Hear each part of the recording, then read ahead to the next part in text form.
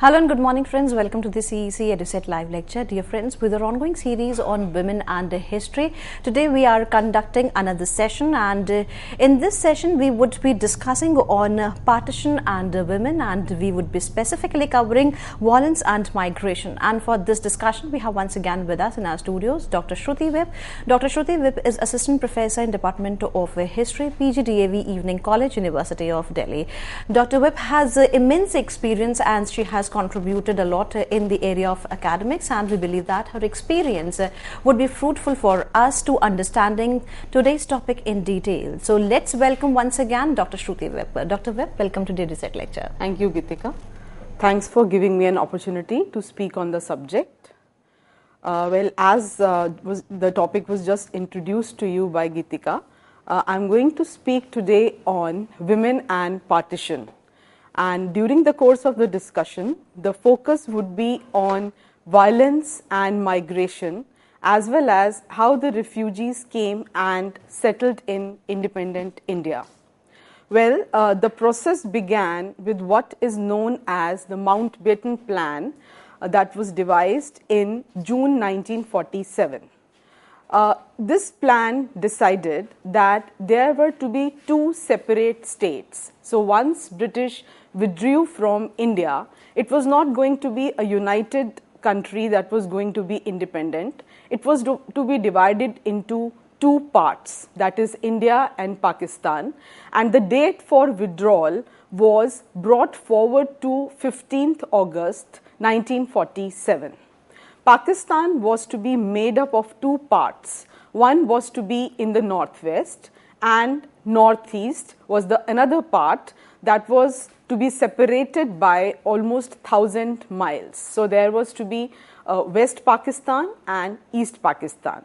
The Punjab and Bengal, with their small Muslim majorities, were to be divided, and Muslim majority parts were to be given to Pakistan, whereas rest of the areas were to be designated as India. To devise all this and to facilitate such a major change, a boundary commission was set up. A boundary commission was specifically set up to draw up the borders in the Punjab and Bengal. And for this, Cyril Radcliff, who was a British civil servant, and he was made the chairman, and he was also given the final say after getting advice from both Hindu and Muslim members of the community. This boundary commission, however, had many problems to begin with. First of all, Radcliffe had no idea about Indian territory, and he was a complete outsider. He did not know anything about India. So therefore, since he did not know the ground reality, he was not able to make many decisions wisely. Also, another problem was that he had to work with outdated maps, and the census figures also were not very recent. He had to produce a report within a very short span of time, that was almost 37 days after arriving on July 8th, 1947. And the most crucial factor was that he was an Englishman, and he was completely biased towards propagating and promoting the interests of the Britishers. So therefore, neither the interests of Pakistan nor of India were instrumental as he was devising boundaries, and he was going to redraw map of the Indian subcontinent. Now, Radcliffe had certain imaginary assumptions which also went a long way in making decisions work as they did. He operated on the assumption that both India and Pakistan were going to have cordial relations after independence, and he also expressed the hope that both the countries would work together to resolve most of infrastructure related problems, but as you all know, the situation has not arrived yet.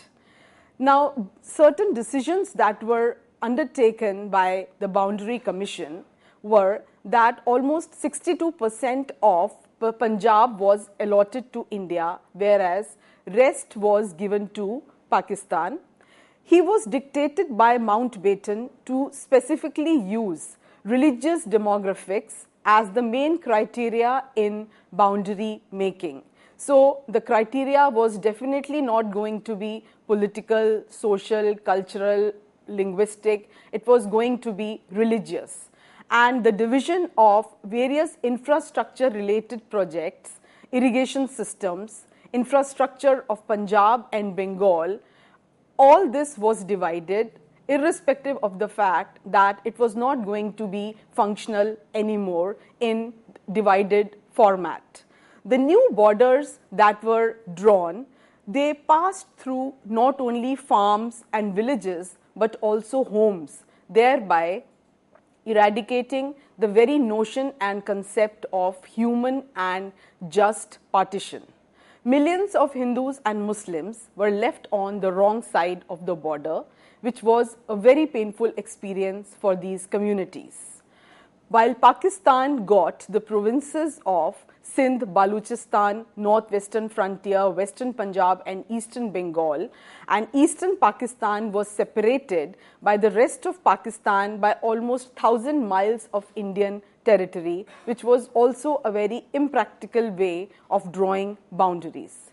Now, this entire process resulted in almost 5 million Muslims in India and 5 million Hindus from India, from Pakistan, migrating to the alternate country, and in this entire process, Sikhs were sadly ignored. Now, if we just have a look at the basic maps of partition, then we would see that how, while before partition, the entire territory that you can see as marked yellowish brown represented British India, whereas in post-partition times, you can clearly see India in between, sandwiched between Pakistan and now Bangladesh. Now, these two maps show that how India was divided after gaining independence from British in 1947. Now, the entire process of partition resulted in another very sad event and process, and that was the creation of the refugee. So, becoming a refugee became a sad reality for a vast amount of population. Partition, by creating borders and also by restricting mobility, created two categories of citizens. One were to be citizens and another category was that of non-citizens as well as stateless people whom neither India nor Pakistan identified with. And the mass of the people came to be termed by the government of India as displaced persons, migrants and refugees. Now, the entire process, while it was devised in such a way that everything would happen quickly and with certain results, the aftermath of partition was a long drawn out struggle for the two communities. Incidents of mass violence were spread all over northern and eastern India, with mass migrations taking place. Punjab became the site of the worst violence and calamity, and the first incidents of violence, however, can be traced to pre-partition Bengal, where very serious rioting took place in 1946, as early as 1946 in the course of provincial elections, and hence started a process which ultimately culminated in the partition riots. That was in 1947. So, the ground had already been prepared in 1946 and it had deliberately been left unchecked by the colonial regime. Now, this entire process radically changed the demographics of the Indian subcontinent, because there were areas from where people fled, and for example, Delhi soon became a place where one could hardly find weavers, midwives, tailors, craftspeople, as most of these belonged to Muslim community and they had migrated to Pakistan in course of the partition riots. The entire process of migrations is not only a story of demographics, though it is important to look at demography also. So, for example, based on the 1951 census of displaced persons, more than 7 lakh Muslims had gone to Pakistan from India, and more than 7 lakhs Hindus and Sikhs had gone to India from Pakistan. And all of this was happening immediately after the partition. So you can well imagine the sad reality that was taking place at both sides of the border. Around 11.2 million or 78% of the population transfer took place in the west and especially in the Punjab region. Whereas 5.3 million Muslims moved from India to West Punjab in Pakistan, almost 3.4 million Hindus and Sikhs had moved from Pakistan to East Punjab in India. The images of long foot caravans, overloaded trucks, overflowing trains immediately come to our mind when we visualize the journey of these migrations, as you can see in some of these visuals that are being shown on the screen. For example, you can see how the train migrations were taking place, where people were overflowing out of the trains. Then the foot migrations that were taking place, where it was not only men who had to travel long distances, but even women, old people, children, and many times they had to be carried on the backs. Then bullock cart migration again was a very common phenomenon, as those were the times when transportation had still not been motorized in a big way. Now, this entire process of exodus was not happening silently or peacefully, but it brought about a lot of misery, as it was the summer season and the rainy season, and things were really getting worse for the migrants. Partition came with many effects. During the split from India, there was a mass migration of almost 15 million. The Muslims were going to Pakistan as the Hindus were leaving for India, and the entire process of the creation of Pakistan was tumultuous, resulting in large-scale chaos, riots, deaths, and crimes against humanity. And this entire process was not only a sad affair, but it further deepened the wide rift between Muslims and Hindus that had been the result of almost more than 100 years of struggle against the colonial regime.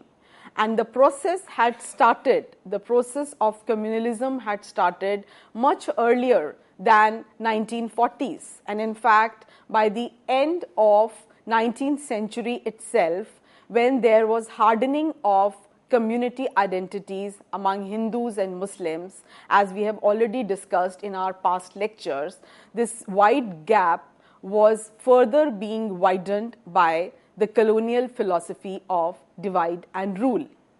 As you can see in this visual, the railway tracks also were not spared, and people were forced to move along the tracks in order to cover the distance. And the entire mob had not only to cover long distances, but they also faced threats from the rival communities who could waylay them on the road or on the way and attack them. The entire journey was not only marked with the feeling of loss, the loss of homeland, but also there was a threat as to what will happen to them on the way, especially when women and children were also accompanying them. You can see in this visual how the refugee trains arrived in India or in Pakistan in course of 1947 with not an inch of space to keep foot, and they were lucky to have arrived at their destination. The entire journey was marked with violence, and the partition process left both India and Pakistan devastated socially as well as economically. Some of the atrocities that were committed between Muslims and Hindus were rape, looting, pillaging, murder, and all this not only resulted in further chaos but also hardening of religious identities. And a very common phenomenon was bombing of trains of immigrants and filling the trains full of dismembered bodies and then sending them across the border. This had become a regular feature, and both the countries witnessed a number of such incidents. In the entire course of violence that happened, almost 1 million people were killed all over India and 6 lakh people were killed in Punjab alone. Almost 12 million people were left homeless and thousands were raped or maimed. Revenge killings became a very common phenomenon, and they took place in different parts of the country like Calcutta to Noakhali, and in the northern part of Bengal there were many other areas also which witnessed such violence, as well as in Bihar and western Punjab. Various sporadic incidents took place in other parts of northern India also, as news of violence rapidly spread across the country, and there began a chain reaction. And this chain reaction was particularly strong in those states that were experiencing partition, especially in the northern and in the eastern parts of the country. Now, while I have referred to the entire process of violence and migration that was taking place, our focus in this course of discussion is women. So I would be now specifically talking about what was the gendered reality of honor killings and what was the gendered reality of violence per se as it existed during course of the partition violence.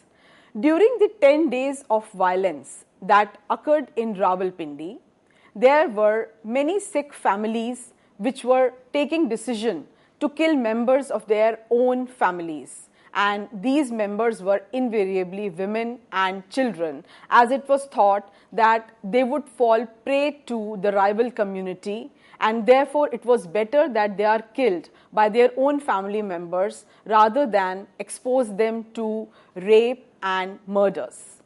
They feared that these women and children would be abducted, probably converted, raped, and women would be impregnated by men of other religion. So in order to avoid such circumstances, this harsh decision was repeatedly taken by a number of Sikh families. So killing, in fact, became one of the ways of saving the honor of their religion and their country before they decided to migrate to India.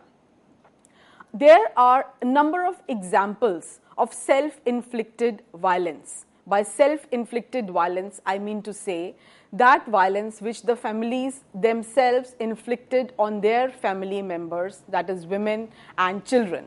Another example that can be quoted is that of Mangal Singh from a village near the Gurdaspur border, who along with his 2 brothers killed as many as 18 members of their family by gathering them together in a Gurudwara and praying for their souls before killing them with their own hands. Then another example was that of Sant Raja Singh, who lived in a village called Thoa Khalsa near Rawalpindi, and he also decided to put the women of his family to death. Raja Singh killed his own daughter, Man Kaur, first, and after that, rest of the female members of his family were killed. And this was later on repeated by as many as 80 to 90 women drowning themselves in the village well in order to keep themselves pure. Such incidents were deliberately projected as examples of women's heroism and courage. So therefore, it is very important to talk about such incidents in order to understand the true and complete nature of violence against women. So this violence was not only being inflicted by the rival community, but by their own community members who did not want at any cost that their women and children should fall prey to the rival community and suffer for rest of their lives. So they thought it better to kill them with their own hands. Now, many historians have started speaking about this new kind of violence that must not be overlooked, and there is a need to take deeper interest and do a deeper research into such violence that was inflicted by the male members of these families. A scholar who has worked extensively in this sphere is Urvashi Butalia. Urvashi Butalia has spoken at length as to how the violence of communities towards their own people and especially towards women is not seen as violence but as honor killing, and their death is projected as martyrdom, as the best kind of service that they could have done to their families and to the motherland. According to Urvashi Butalia, there is a need to address the violence of communities towards their own people, particularly women and children, who were considered as weak and vulnerable. Projection that the women came out in defense of nationalism, the community, and the religion by sacrificing their own lives is again a very common tendency. So while many women must have died unwillingly without even knowing that this was the fate that was waiting for them, it was projected as if they were doing this all in the name of respect towards their families, towards their family elders, and towards the society at large, as well as to save the honor of their great religion and community. Another sad story is that of 90 women of a little village called Thoa Khalsa, which was near Rawalpindi district, where as many as 80 to 90 women drowned themselves by jumping into a well during the partition disturbances. And this has been aptly depicted in the novel by Bhisham Sahani. The name of the novel was Tamas, which was also shown as a TV serial. This stirred the imagination of the people of Punjab as well as the nation.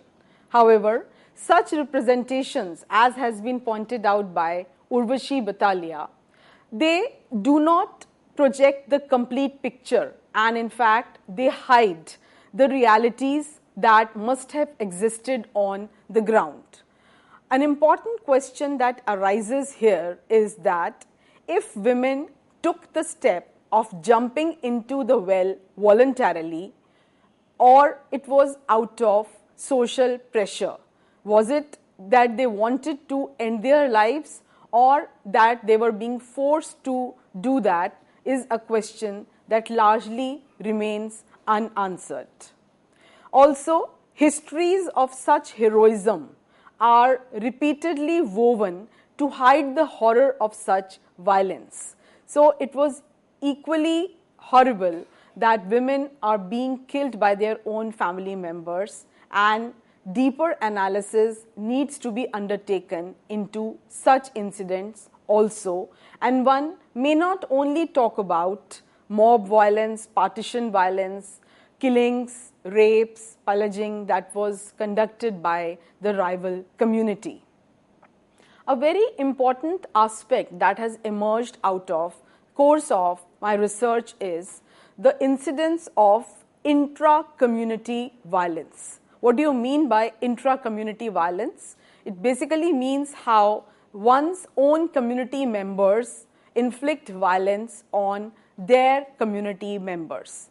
And some very interesting stories have been written on this aspect also. For example, by Sadat Hassan Manto. The story written by Saadat Hasan Manto, known as Kholdo, this is the title of the story. It tells the story of a girl, Sakina, of a young girl, Sakina, who is raped repeatedly by the men of her own community who were supposed to protect her. So while the community was supposed to protect her from partition violence and take her to safer horizons, in fact, something else happened and she herself fell prey to men from her own community. So Saadat Hasan Manto, a well-known writer who had migrated to Pakistan after partition, has talked about the futility of such communal violence and how women were not safe anywhere, neither among their own community nor among the rival communities. Women, by simply being married to a person, also wished to settle where they were living, but their wishes were seldom taken into account, and if the male members of their families decided to migrate, then they automatically lost citizenship of the country where they were originally residing. Thank you.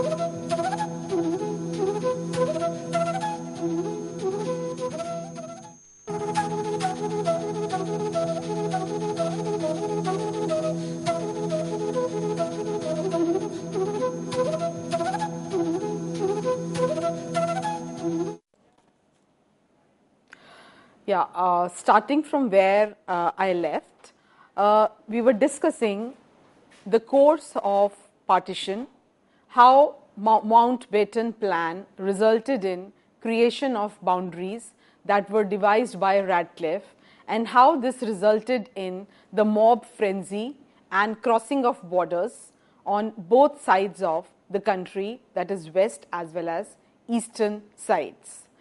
Now, once the process of migration started, it was not only about numbers, it was not only quantitative movement that was important, but also what happened to these migrants on the way and what were they experiencing as human beings. It is in this context that I would be talking about mob frenzy and women's bodies, as to how there is a need to understand the entire process from the aspect of gendered violence inflicted both by the rival communities as well as by their own community. Women particularly were vulnerable in the mass movement of people across borders, where they were often abducted and taken away by the attackers. A very common feature and reality was the rape of women. It became common occurrence, and it was in fact an indirect way of men of one community to attack women of the rival communities, and by violating the bodies of women, men of the rival communities thought that they had completed the project and they had taken the revenge from the rival community members. Now, various incidents that have come to light and which have been spoken at length by those scholars who have conducted in-depth study was the gory details of the entire process of violence, that is, cutting off women's breasts and tattooing their bodies with the marks and symbols of the other religion. So therefore, a battle in fact was being fought between men on women's bodies, and they were taking a free run. They were free to do anything. They were free to rape. They were free to cut parts of their bodies which were displayed on roads, and they were also free to install tattoo marks on the women's bodies and then show off this as their own victory. So men started killing women of their own community also along with this process in order to save them from such incidents of rape and tattooing, because they thought that it was better to kill women rather than to make them exposed to the rival community male members. Even though rape occurred on a mass scale, most women experienced it and lived with the consequences individually for a very long time to come. And the psyche of women continued to experience pain which was difficult to explain in words. And all those women who had experienced such scenes, and even if they had not experienced it themselves but had seen such incidents happening to others, kept on suffering in silence, and it took them decades, or maybe they never were able to come out of the trauma easily.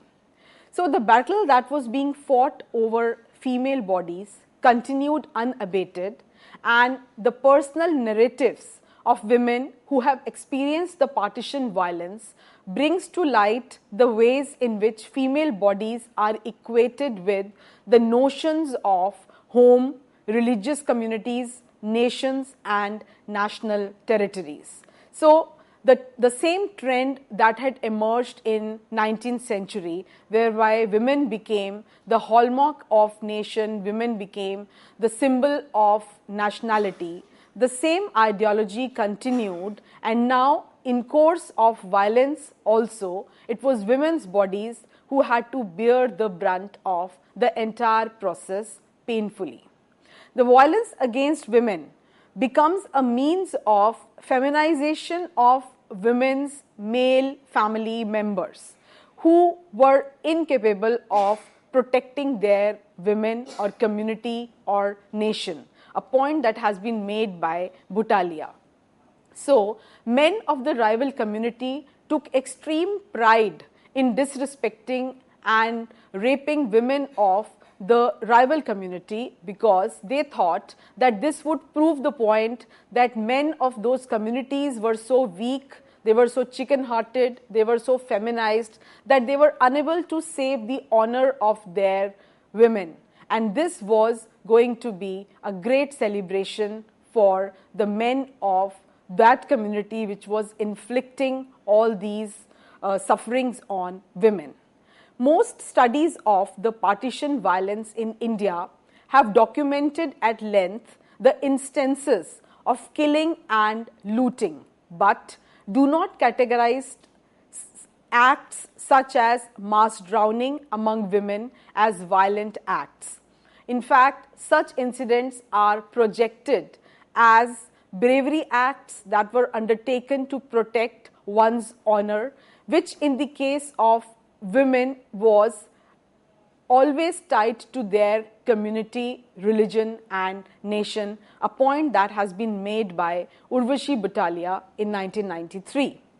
So the attackers, also another sad reality was, and this was the reality of communalism, that most of the attackers were not outsiders. Rather, they were known people, they were fellow villagers, they were neighbors, friends, who used the lawlessness of the times, and also they used the opportunity to settle old scores, to grab property, as well as to force women into marriages and also to assault them sexually.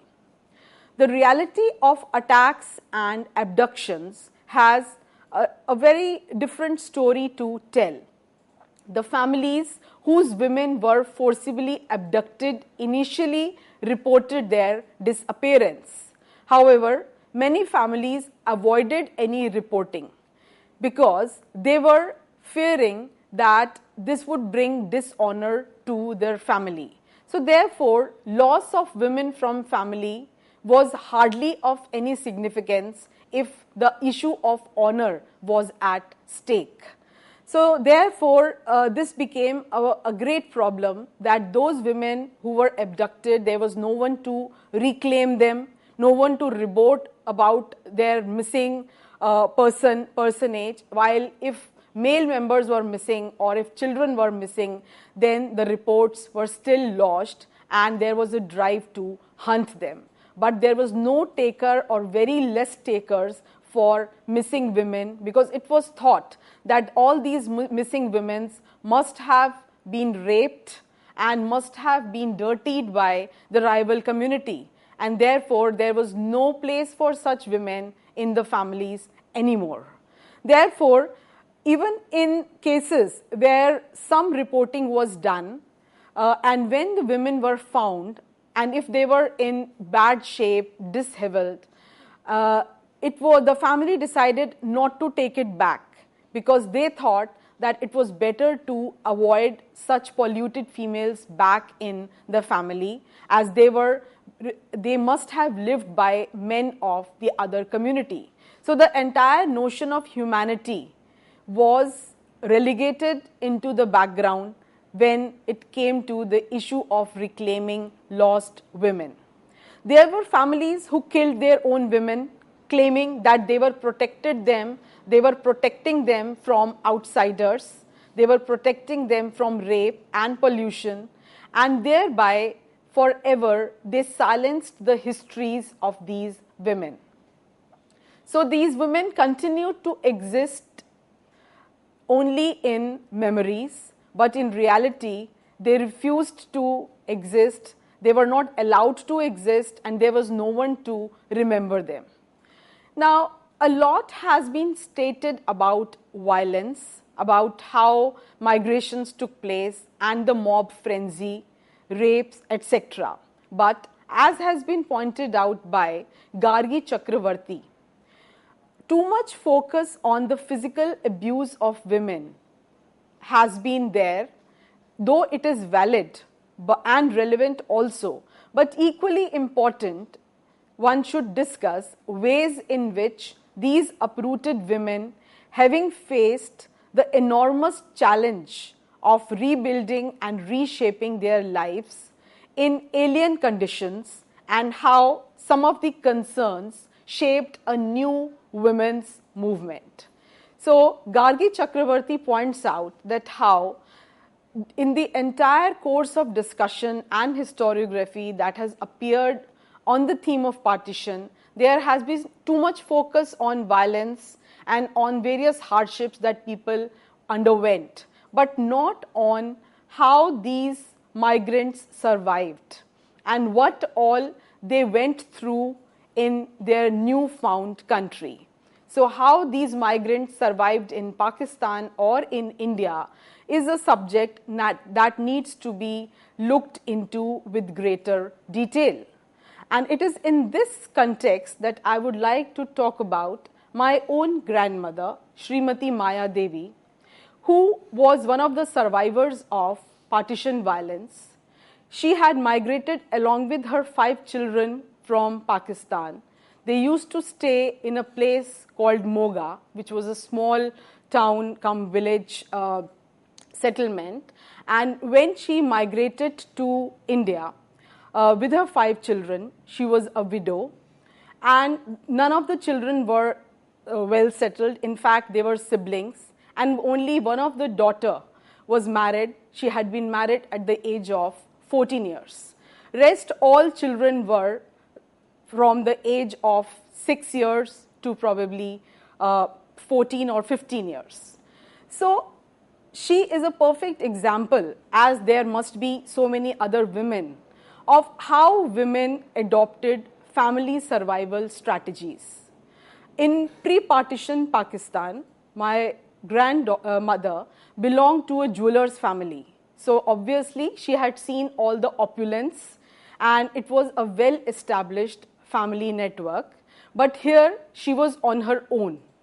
So the most important point that I'm trying to make is that while we are talking about violence and we are talking about what all these women had gone through or men had gone through, it is equally important to study as to how they established themselves in the country where they migrated and what were the kind of adjustments they made. And as they made these adjustments, they challenged patriarchy at every step. And this challenging of patriarchy was not something that would have happened easily if their life would have continued the way it was continuing. So on arriving to Delhi, my grandmother, she started doing small errands in order to make a living. The most important family survival strategy that was adopted by her was to become financially independent. So she initially worked in a handloom factory, after that in a pencil making unit, and then she took to stitching. Now in this entire course of self-discovery, she was also forced to move out of the house. She had to go to people's houses. She had to travel to places, factory, etc. to get some work. And nothing of this sort she was doing in pre-partition Punjab, where she was leading a complete domesticated life. Now, in this entire journey, one thing that these women realized was the importance of education.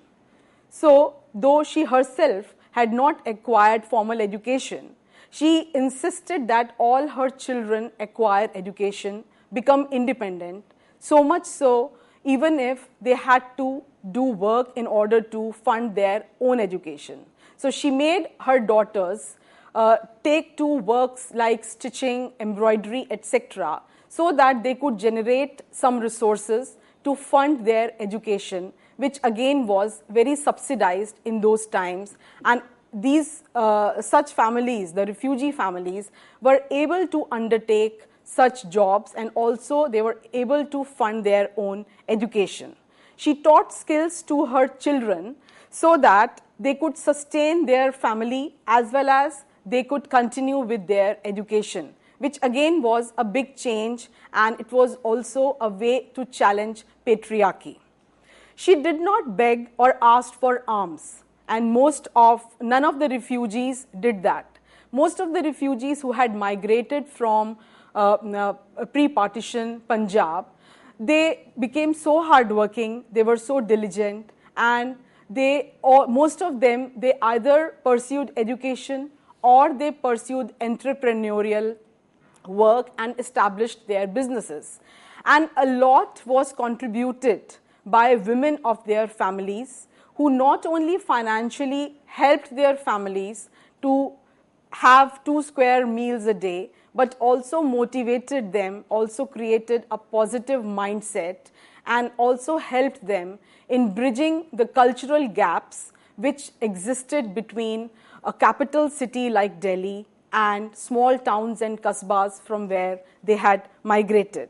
So therefore, these kind of studies which will help us in understanding the true spirit of femininity and how it was not only partition violence that should be the important subject of study. A very important aspect is also restoration of abducted women. That is, what was done to those women who were found out. The real problem cases were of abducted women because partition violence included numerous incidents of abduction of women and children and then their forcible conversion to the other religion.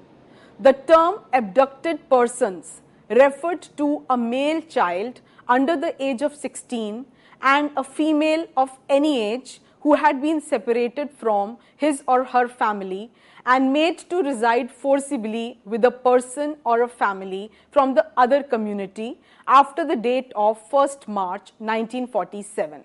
Now, the major problem was that once a person was declared abducted, it became the responsibility of the state to recover and restore such persons, and this also was achieved only after large scale debates and negotiations. And as a result of such negotiations, the Recovery of the Abducted Persons Act 1948 was passed with the sole agenda to recover the abducted persons from the two countries. According to Butalia, Menon and Bhasin, the state made elaborate arrangements to get our women back. Our women back means both the countries decided that their women must be restored back to their rightful position. Now, in this, there was no respect shown to what the women wanted, whether they wanted to leave the country where they were residing and whether they wanted to go to the other side of the border or not. Therefore, this dilemma continued, and the dilemma further heightened when their original family refused to take them back. So there were many instances where women were recovered by the countries, but their families refused to take them back, thereby uprooting them completely. A number of government measures were undertaken by the Government of India, and there was a Ministry for Relief and Rehabilitation that was set up in 1948, which eventually became the Ministry of Rehabilitation, and a branch secretariat was also set up in Kolkata for the East Pakistan migrants. Now, one thing that was kept in mind was the question of special categories, and a Harijan section as well as a women's section was created within the ministry to look into the needs of these groups. Extensive plans were also laid by the Ministry of Rehabilitation for providing the refugees with basic necessities like housing, education, employment, etc. And one thing that was kept in mind was the question of special categories. And for this, special drive was also started. However, this policy also was paradoxical, as has been pointed out by Urvashi Butalia. In course of her research, Butalia has shown how there was a lot of attention that was given to exchanging women during that, who had been abducted during the course of partition violence, and how this policy was implemented without the wishes of many women on both the sides who were reluctant to return to their original homes for fear of the stigma that was attached to them.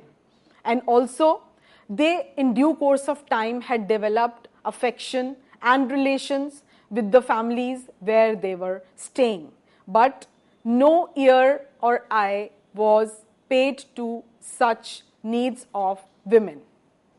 both the nations felt the need for getting their women back as soon as possible, as they thought that this was the best means of consolidating their nationality, their national identity, and also to give a more moral fervor to the newly formed nation state.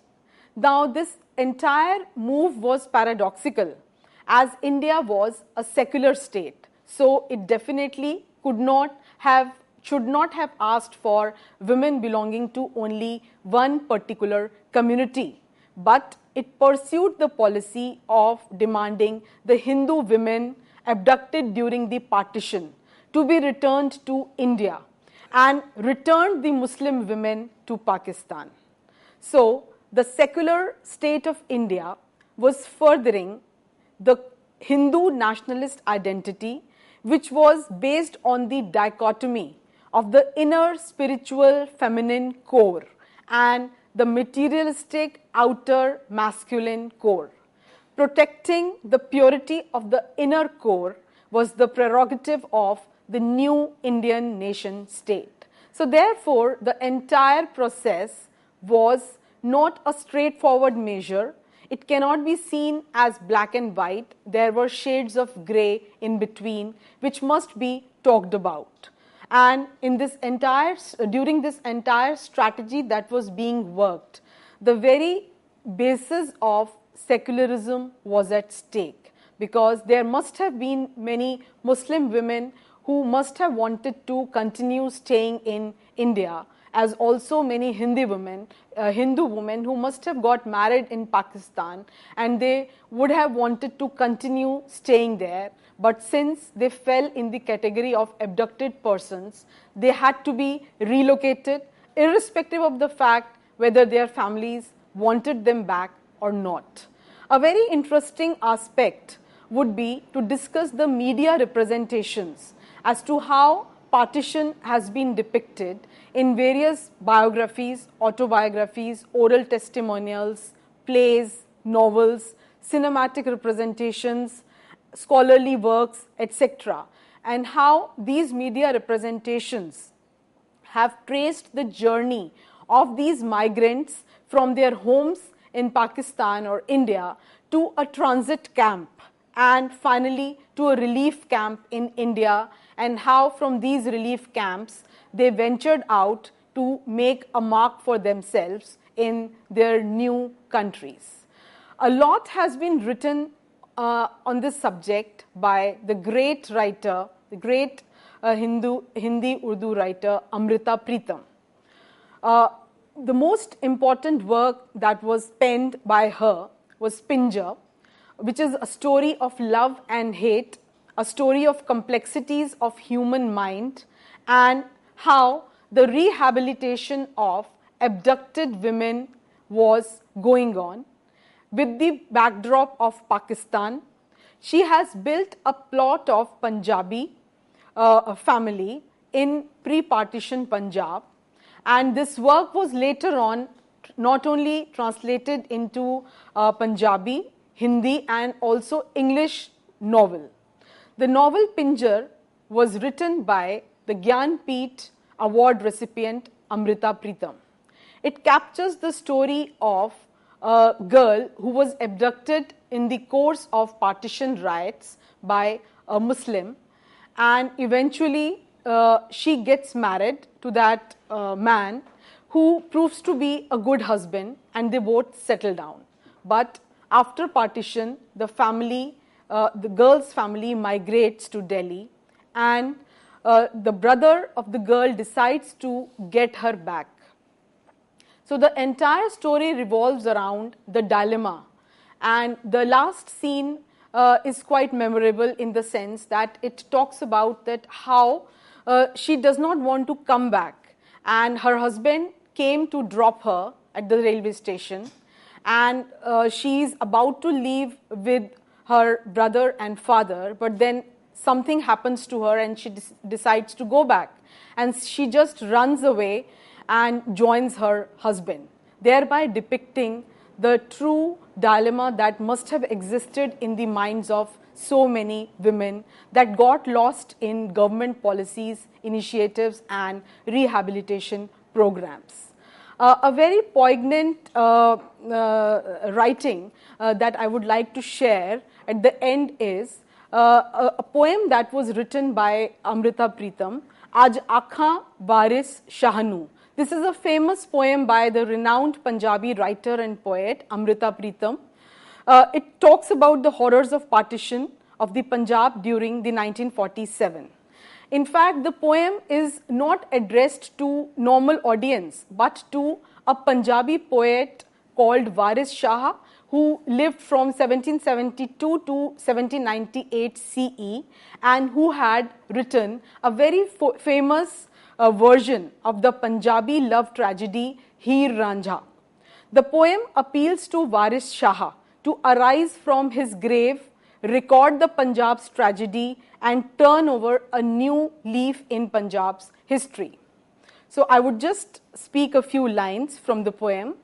Aaj Aakhaan Waris Shah nu कि तू कबरां विचों बोल ते अज किताबे इश्क दा कोई अगला वरखा फोल एक रोई सी ती पंजाब दी तू लिख लिख मरिया वे अज लखा धीयां रोंदियां तेनू वारिस शाह नू कहन.